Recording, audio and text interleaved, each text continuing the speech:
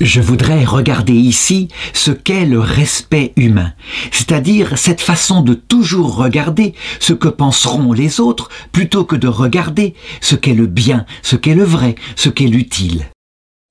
Et Dieu sait si ce sentiment, qu'on appelle concupiscence des yeux, eh bien provoqua de malheur sur la terre. On se souvient de Simon-Pierre, l'apôtre de Jésus, qui devant la critique d'une petite servante, n'hésita pas 3 fois de suite à renier son Seigneur. J'ai lu dans quelque endroit qu'un meunier et son fils, l'un vieillard, l'autre enfant, non pas des plus petits, mais garçons de 15 ans, si j'ai bonne mémoire, allaient vendre leur âne un certain jour de foire. Afin qu'il soit en forme, que sa robe ne soit tachée de boue, on décida de le porter ainsi. On le mit sur un bâton attaché comme un larron, et comme un lustre il pendait, et on partit ainsi vers la foire. Les gens regardaient cela, et se mirent à se moquer du meunier et de son fils, en disant « Ridicule, l'âne peut se porter tout seul !» Et les gens s'éclataient, « Le plus âne des 3 n'est pas celui qu'on pense !»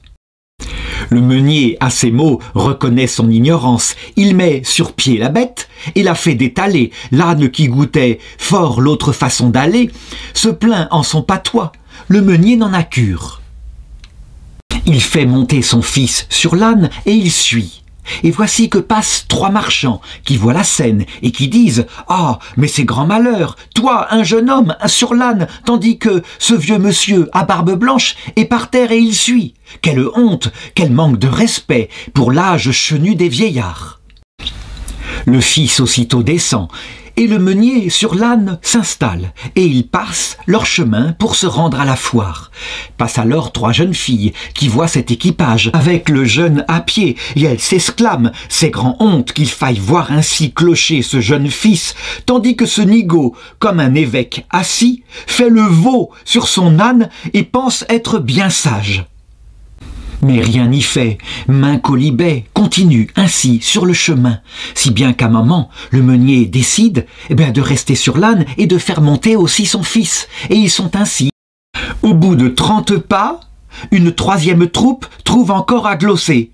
L'un d'eux dit « Mais ces gens sont fous, le baudet n'en peut plus, il mourra sous leur coup, et quoi, charger ainsi cette pauvre bourrique ?» N'ont-ils point de pitié pour ce vieux domestique, et sans doute qu'à la foire, ils vont vendre sa peau? Parbleu, dit le meunier, on est bien fou du cerveau, qui prétend contenter tout le monde et son père. Essayons toutefois si par quelque manière nous en viendrons à bout. Alors ils descendent tous deux, et ils marchent à côté du baudet.